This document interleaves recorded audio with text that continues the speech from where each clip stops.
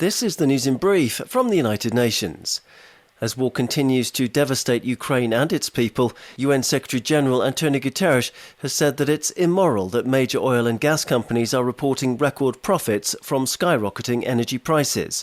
Mr. Guterres was speaking at a briefing of the Global Crisis Response Group on Food, Energy and Finance, set up by the UN chief after Russia's invasion of Ukraine. It is immoral for oil and gas companies to be making record profits from this energy crisis on the back of the poorest people and communities and at a massive cost to the climate. The combined profits of the largest energy companies in the first quarter of this year are close to $100 billion. I urge all governments to tax these excessive profits and use the funds to support the most vulnerable people through these difficult times. The Global Crisis Response Group called on governments to find effective funding for energy solutions, such as cash transfers and rebates, to protect vulnerable communities from rising energy prices. Other measures, including windfall taxes on the largest oil and gas companies, should be accompanied by investment in more cost-effective renewable forms of energy, the response group's briefing said. Healthy life expectancy among Africans living in mainly high and upper middle income countries on the continent has increased by almost 10 years, the UN Health Agency WHO said on Thursday. The World Health Organization said that African life expectancy has increased to 56 years compared with 46 at the turn of the century. Although this is still well below the global average of 64, outside the African continent, healthy life expectancy increased by only 5 years. WHO said that Africans have benefited from better access to essential health services, up from 24% in 2000 to 46% in 2019, along with gains in reproductive, maternal, newborn and child health. There's also been considerable progress made against infectious diseases, in particular the rapid scale-up of HIV, tuberculosis and malaria control measures from 2005. Back to the Ukraine conflict now, and the UN Secretary-General has said that he intends to set up a fact-finding mission to investigate the deadly shelling of a prison in the east of the country. Antonio Guterres told journalists on Wednesday evening that Russian and Ukrainian officials had requested a probe into the deaths. It comes after an attack on a prison in the non-government-controlled East Ukrainian town of Olenivka on the 29th of July. Dozens of Ukraine's soldiers reportedly died in the strike. Both parties to the conflict have denied responsibility for the strike on the prison. Daniel Johnson, UN News. This is the news in brief from the United Nations.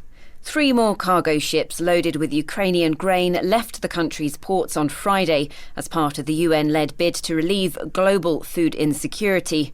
The green light for the shipment of more than 58,000 tonnes of corn was issued by the Joint Coordination Centre of the Black Sea Grain Initiative, a deal agreed between the UN, Ukraine, Russia and Turkey. It follows the first commercial shipment of more than 26,000 tonnes of corn from the Ukrainian port of Odessa earlier this week, aboard the Sierra Leone-flagged Razoni. The ship arrived at Istanbul's waters on Tuesday evening after sailing from Ukraine's main Black Sea port of Odessa on Monday and set a course for Tripoli in Lebanon.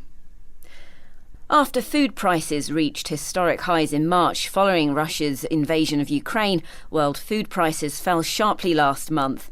That's according to the UN Food and Agriculture Organization, which attributed the falling prices to a double-digit drop in the cost of cereal and vegetable oil. The FAO Food Price Index, which tracks the variation in international prices of a basket of basic products, fell by 8.6% in July, marking a 4th consecutive monthly decline. Levels remain high, however, standing at 140.9 points in July, with an increase of 13.1% over 1 year compared to June 2021. FAO chief economist Maximo Torero-Cullen hailed a welcome decline, especially from the point of view of access to food, but he warned that many risks still weigh on global food security, such as a recession or high fertilizer prices and their potential impact on production and farmers' livelihoods. Yemen's warring sides have been urged by the UN Security Council to build on their recent truce deal renewal by intensifying negotiations on a durable ceasefire and providing tangible improvements for the country's people.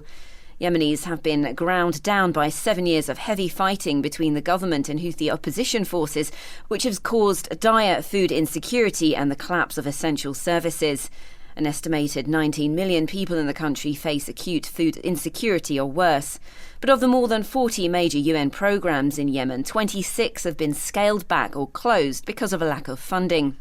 The situation is particularly bad in Taiz, the country's besieged third city, and in a statement late on Thursday, the Security Council's 15 members urged the Houthis to open the main roads to the capital of the southwestern governorate immediately.